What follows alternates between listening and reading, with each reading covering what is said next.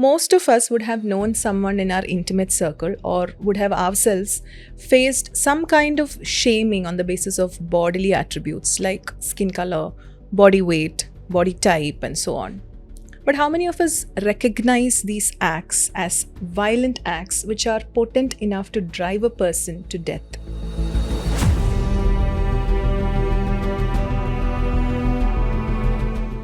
We are so used to hearing it, or people are so used to talking about it, that even women themselves do not really take it as violence. They will actually point it out themselves that our daughter is dark, so or our daughter doesn't fit into this conventional beauty standard, so we have to compensate with giving more dowry. Slowly it just seeps into a woman's confidence, and a woman never really feels confident about who she is or how she is. The mainstream media, the pop culture has associated fair skin with the dominant caste status. Like sending them away into a marriage is already seen as some achievement by the parents. Like coming back is becoming a burden. If I'm going to take action on domestic violence, I'll have to file a case. My husband will be arrested. My father will be arrested. That's a misconception which is being spread left, right, and center. Men find dark women attractive, but it happens outside of a marriage. We cannot account what men finds attractive because men would find anything attractive, like even animals.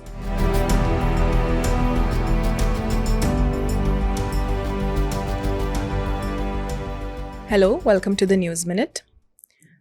I have two guests here who will be joining me for a discussion today. But before that, I have a question for you. Most of us would have known someone in our intimate circle or would have ourselves faced some kind of shaming on the basis of bodily attributes like skin color, body weight, body type, and so on. But how many of us recognize these acts as violent acts which are potent enough to drive a person to death? Recently in Kerala, Jessamol Thomas, a 34-year-old advocate, was found dead in the Meenachil River. Her body was recovered along with those of her daughters, aged 5 and 1.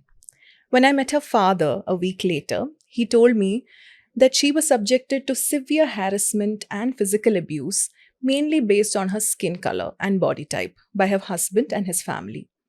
Later, her husband Jimmy and his father were arrested for abetment to suicide and for dowry harassment. When I probed this, it emerged that there have been several cases, 3 or 4 cases this year itself, where women have died of similar body shaming from their marital families.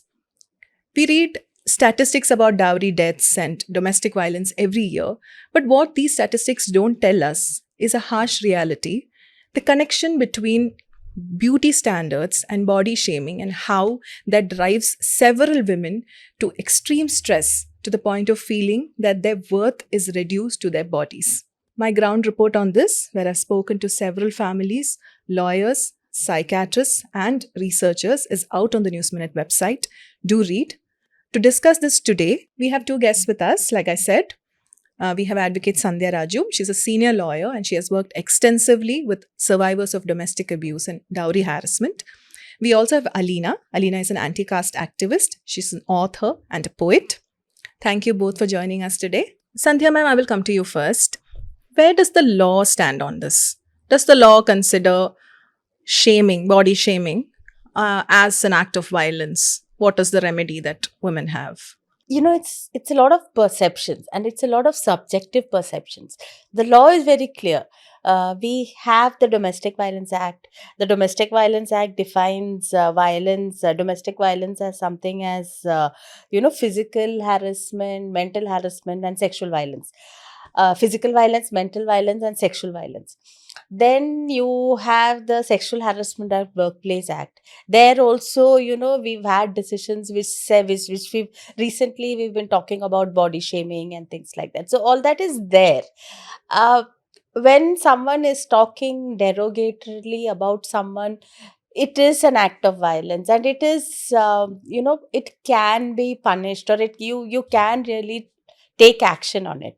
But when we are talking about these aspects, it's very, very personal to women.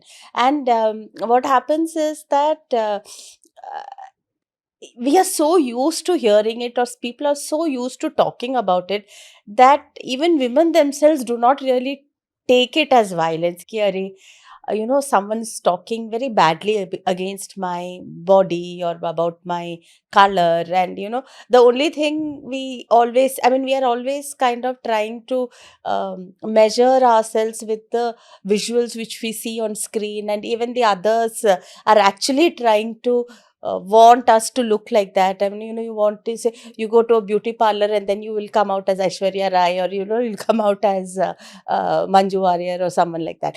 That's the kind of impression which people have. And when young girls are from the beginning kind of made to feel very conscious about your body, your color, your bodily hair, and things like that, it becomes slightly difficult, because when you don't try to fit into those norms which people, our society is expecting, then the woman starts feeling, or the girl starts feeling, I am not good enough. And I have grown through that phase. I have seen it. I mean, like, college students, when we are in school. um Thankfully, my parents were not so this thing. I mean, they were too much into our academics for them to concentrate, or to make us focus on this. But then you have friends, and you have friends, and then you see their friend, you see our friends becoming, "Oh, I can't wear this dress because I'm fat," or "I can't wear this because because of so and so, because I haven't waxed my hair, hands, or I have to use bleach to look fairer," and things like that. And I used to find it very odd. I used to start questioning, but then you are not really, that this discourse is not there.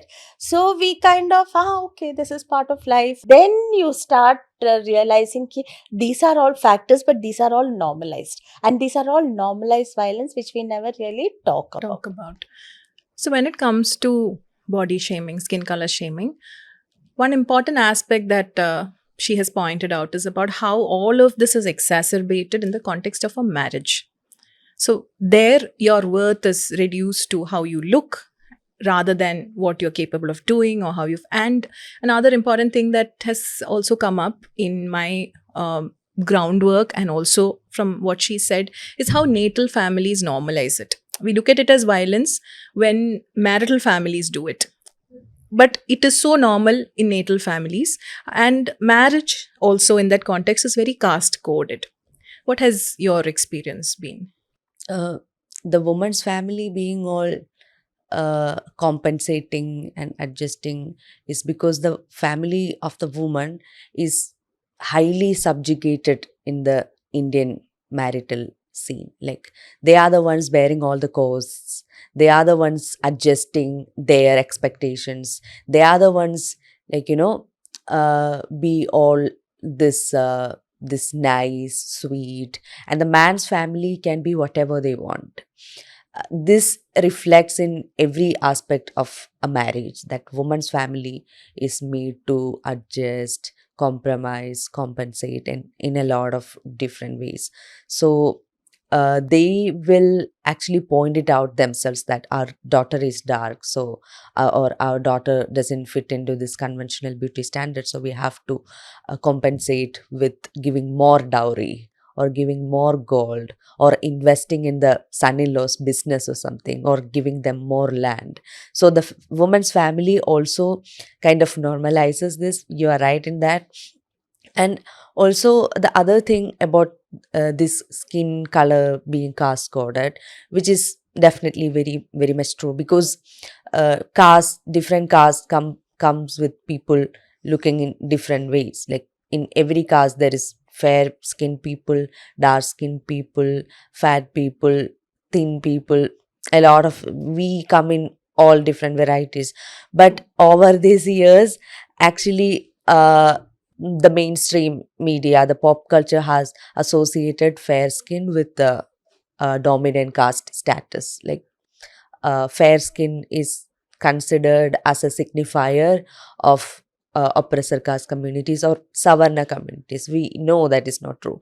And the Savarna people who belong, who does not fit into this conventional beauty standards are also mocked and ridiculed and harassed based on that, just because they don't fit this idea of how a Savarna person should look like. And when it comes to Dalit people, Adivasi people, the violence get multiplied. Like, we will be like denied jobs and all that stuff, and the skin color is like seen as a first marker of one's own caste status. And the other thing I found interesting is that we have a lot of body positivity movements, especially here we are talking about dark skin being beautiful and all. What I have felt all these years is that people know dark skin is beautiful. It's not like they don't feel dark skin uh, is not beautiful, because look at men. We men find dark women attractive, but it happens outside of a marriage bracket. Like, they, maybe we can say that we cannot account what men finds attractive, because men would find anything attractive, like even animals. See, so we cannot be very sure about that, but at the same time there is a lot of fetishization going on uh, outside the marriage and the institution of a family life about plus size women, dark skinned women. It happens. So what we have to actually dismantle is the notion of impurity or not being disciplined enough around these traits which are conventionally not found attractive. Like, being plus size is considered as, oh, this person lacks discipline, this person doesn't work out. So that's the baggage that actually comes with being a plus size woman, especially for women.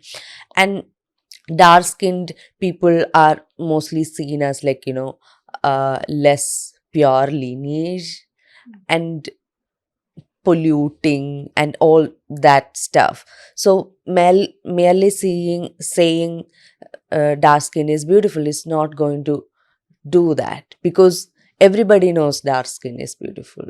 Like, they we are just denied space and everything, not because people will find us ugly.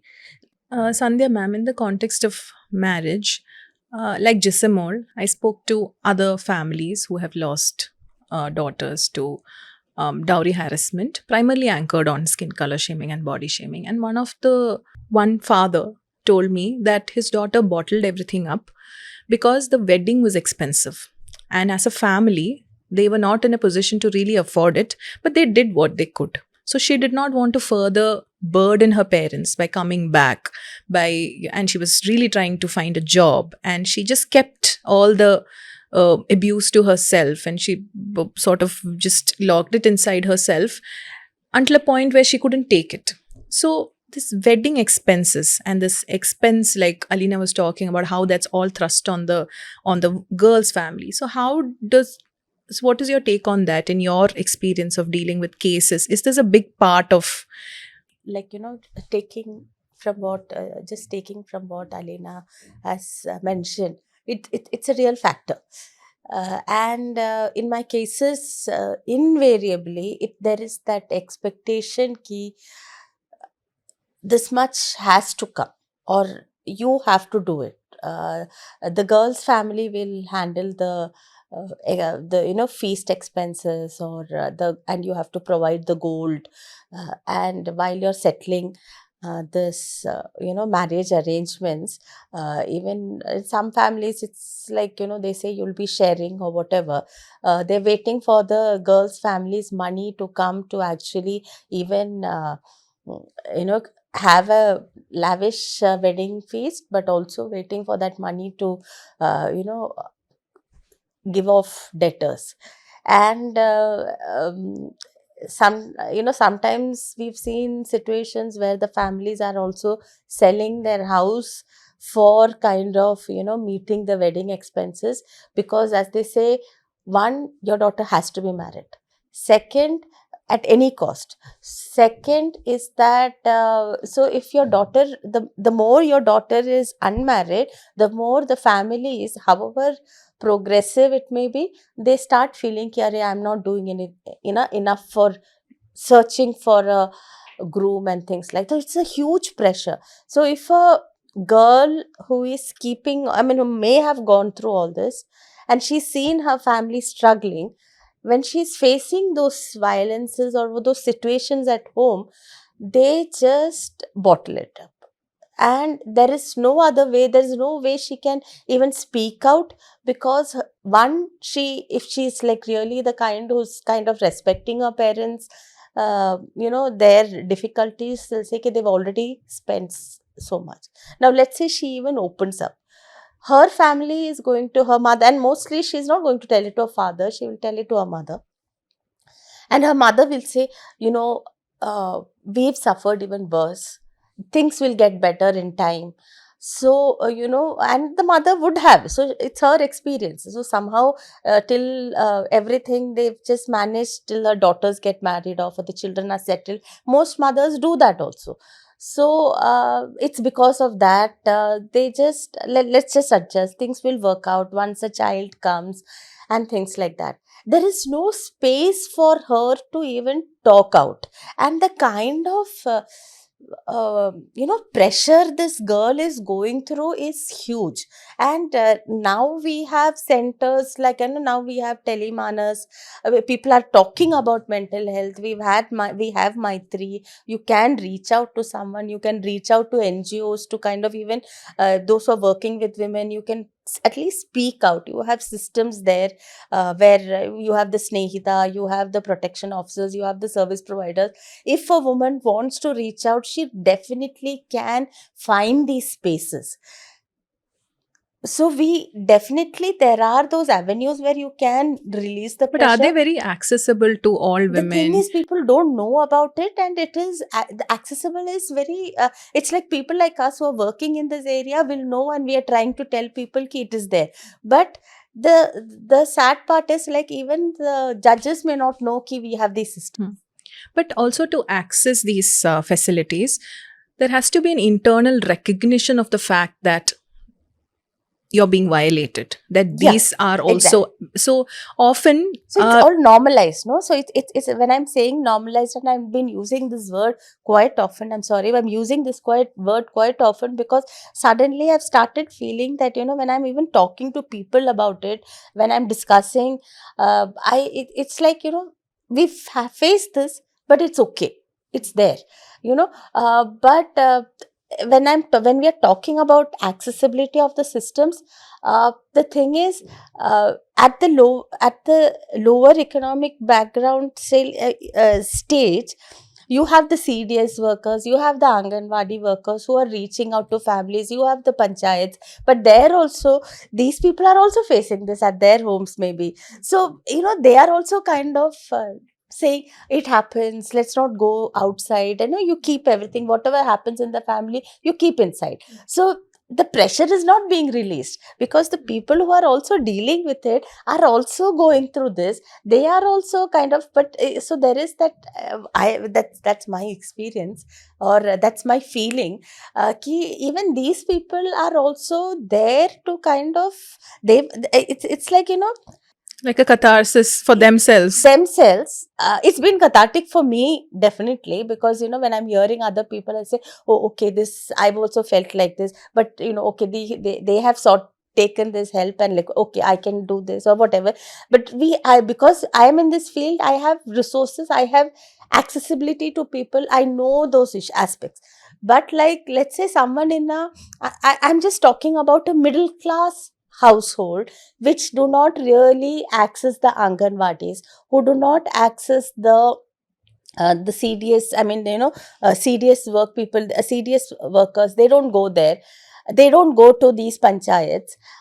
Those people, or the upper middle class people, or the people who are living in, the upper class, they will not go to the Ayal Kutams, they will not go for the Anganwadi meetings. You go to an Ayal Kutam, this kind of awareness is left, right and center provided. So all these trainings, all even gender sensitization trainings are being pushed onto the lower economic background people as if they are the ones who need help, but somehow they have, I feel they have a strong sense of community and somehow you can handle it.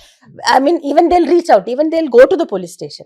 But people living within the middle class or upper middle class or above that, they are so living in a pressure cooker situation that it's amazing how they still survive. And Jismol is a example of that. Exactly. I was She's an coming to that. advocate. I was coming to that. Jisimol is an advocate and she was also former Panchayat president at Muttoli.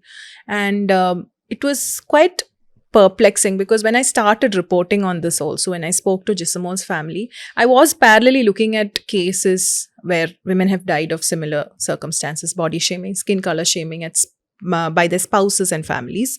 So I also went in with the impression that this could be because the woman doesn't have supportive parents, or that she didn't have a job, or she was not financially independent, she couldn't go back. So probably that's what forced her to sort of take extreme steps. But then I realized that that's not true. Jisimol, for example, her father told me that he knew that she was being physically assaulted. He asked her several times to come home, but he told me she would just smile and say that she's praying and things would get better. And this was quite jarring. So talking about privilege, I think we miss the fact that this kind of shaming and the impact that it has on the self-respect of a woman is so pervasive that it cuts across sections. So do you think that we don't understand the mental health impact of this yet? I think it's quite normalized in the society to comment on someone's weight or compare siblings, like, oh, this one is looking fair, so this one might be beautiful or better, or all that stuff.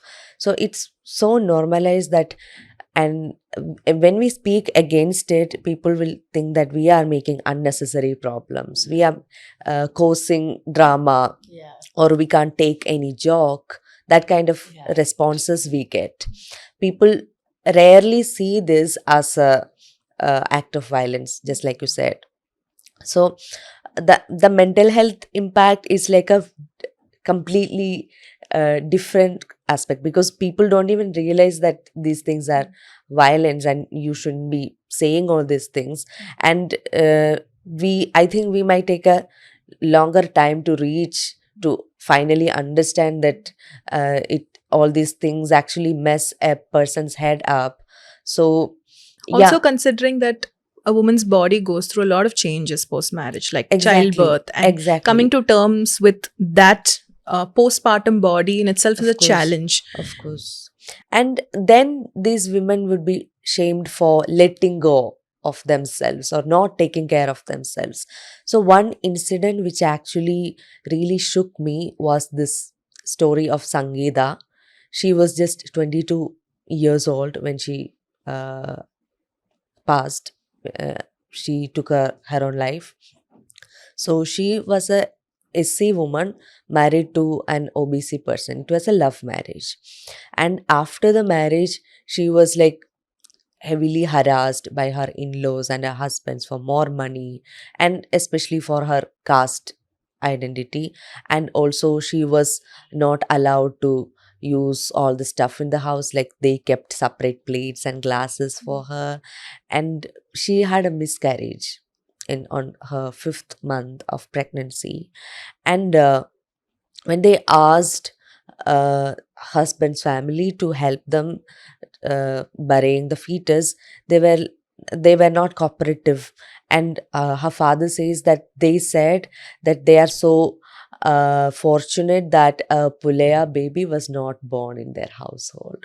So this regarding this pregnancy and recovery from the pregnancy and all this stuff, and there comes the questions of abortions and miscarriages, and how the woman's body is processing all this trauma, and people have like very less knowledge about all this stuff, and women are scrutinized unnecessarily for taking longer time to recover or letting go of the uh, pregnant weight, or baby weight, losing the baby weight. We see actresses popping back in 2 weeks postpartum, sharing their bikini pictures, especially models, runway models. So it depends on a lot of stuff, like our genetics, our diets, our all this stuff.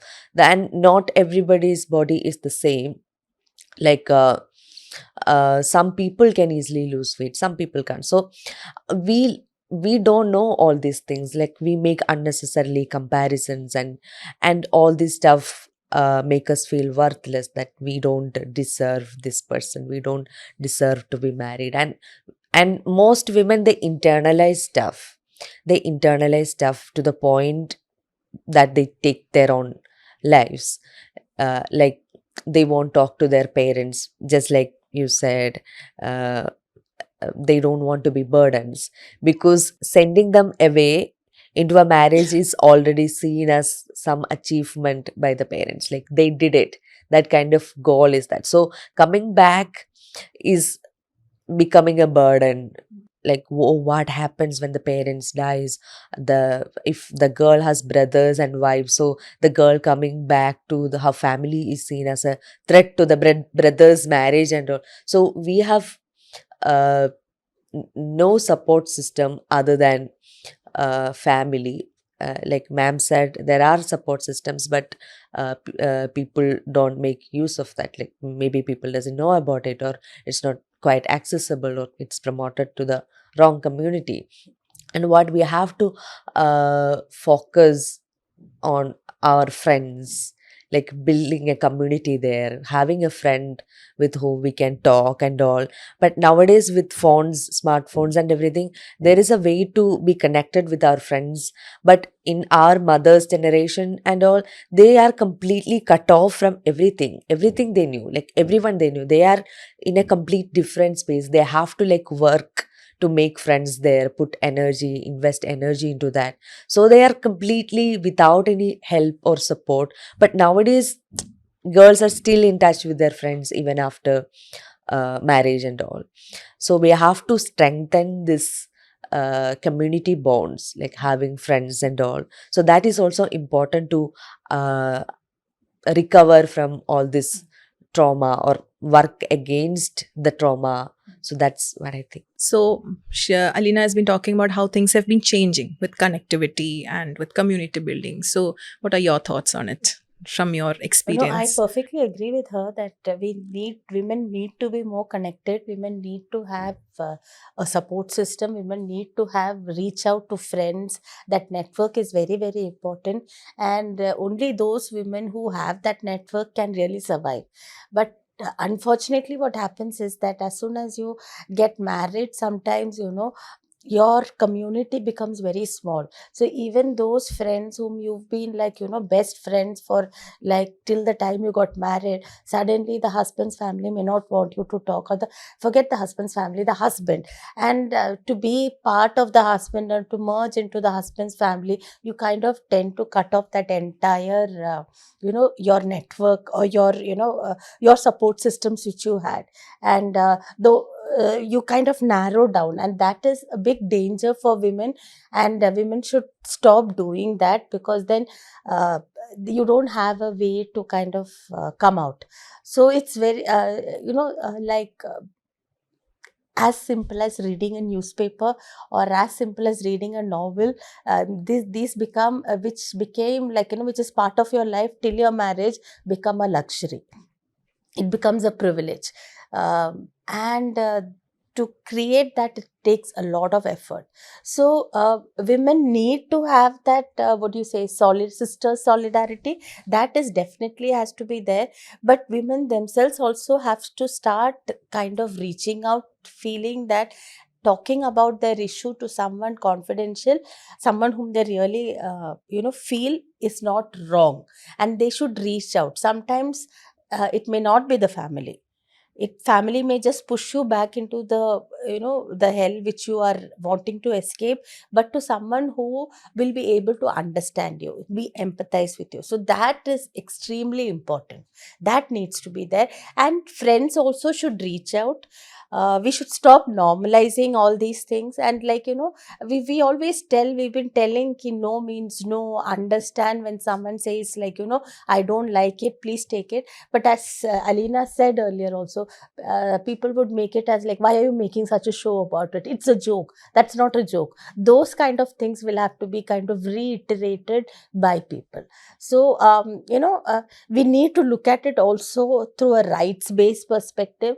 And very important to understand that taking action against something like this is not wrong. And for in that I feel our social media also is equally responsible. But even what do you say, the TV serials and the movies which kind of uh, you know uh, portray or try to put forward a image of a good woman, that a good woman is like this. A good woman will not go against her family, even though she's being like beaten up black and blue.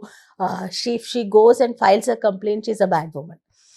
So that kind of notions will have to be broken down, and that will need to take the help of the media industry also to kind of encourage that. Otherwise it's going to be difficult. So it's part of this legal sensitization thing. Like when you're talking about addressing domestic violence, or you're going to use the law of domestic violence, when we're talking about addressing the law of domestic violence, one needs to understand. Yeah. So when you're talking about a rights based approach, or when you're even trying to address going to the domestic violence system, one needs to understand that it is not just going to court. It also involves going to a person who will lead you to the correct system which needs to be. So if it's required that you need to go to court, where if you're being thrown out of the house, you need immediate court intervention, please go, please don't hesitate. But if you feel that you have the time, you can also have a counselor. There is also a mediation systems available. These are already there, and it is also not like actually taking up a court case. Because when people are reluctant to approach the system, thinking that I'll be going to court, and if I go to court, my marriage will break. So, or if a girl is wanting to approach the system, if she's facing issues in the family, she might feel that I am going to file a case against my family. It's not that. You can always have a third party mediation happening, third party counseling happening, going for psychological healing. All these things are available, but people kind of just focus on, if I'm going to take action on domestic violence, I'll have to file a case, my husband will be arrested, my father will be arrested. That's a misconception which is being spread left, right and center, and that should not happen. Yeah, I think most of the time women from marginalized backgrounds, like ma'am mentioned, will seek legal help because they don't quite have this burden of being a good woman. Like they are already seen as uh, defying the stereotypes by working in harsh conditions, maybe in factories as domestic worker, working in the field. So they already lost the status of being a very meek, delicate, traditional, soft woman. So it might be uh, not seen as like that, but compared to Savarna women in upper class households, they have this additional burden of being very soft and delicate and traditional, religious, very family oriented, and all that sorts of stuff. But for oppressed category women's, their working and everything is a matter of convenience. Like that's what is necessary for them to survive in a world which is harsh against them. So it makes sense that they do it. But this stereotype now that they are the ones who need more awareness or understanding regarding the domestic violence scenes and all that is also very much concerning, that one category of population is deemed problematic by default, or the No, men. it's more as it's less of problematic. It is less. It's more like cultural. It's Yeah, like yeah, these kind of things does not happen in a respectable of family. course. So a respectable family, people will not go to a police station. So very often there are people who are coming to us and they'll say, "Madam, I till date I have not stepped into a police station." Like as if stepping into a police station is something like your dignity has gone. That is the kind of thing. മാം ഇതുപോലെ ഒരു അവസ്ഥ എനിക്ക് ഇതുവരെ വന്നിട്ടില്ല. ഞാൻ ഒരിക്കലും ഇങ്ങനെ ഒരു അവസ്ഥയിൽ ഞാൻ കല്യാണത്തിന് മുമ്പേ ഇങ്ങനെ എനിക്കിത് അനുഭവിക്കേണ്ടിയേ വന്നിട്ടില്ല എന്നുള്ള രീതിയിൽ when you're talking like this, your mother must have been facing violence which you might not have known. So that is a very difficult situation. That's the normalization we do. Yeah. Thank you, Sandhya ma'am. Thank you, Alina. To those of you watching, like I said at the beginning of this conversation, an in-depth ground report on the topic is now out on the News Minute website. Do read. And if you are someone struggling to address problems like this and you need help, do reach out to helpline numbers. They have been plugged at the end of the story on the website. We will also plug it here in the description box. I would also want to remind you before we wind up that such stories are not easy to produce. Reporters like me spend days on the ground trying to collect inputs and putting them together. We're willing to do that work, but we need some support from you. We're a completely ad-free platform and we rely on you to empower our journalism. So do go to the News Minute website and subscribe to us or consider contributing to any of our reporting funds. Thank you.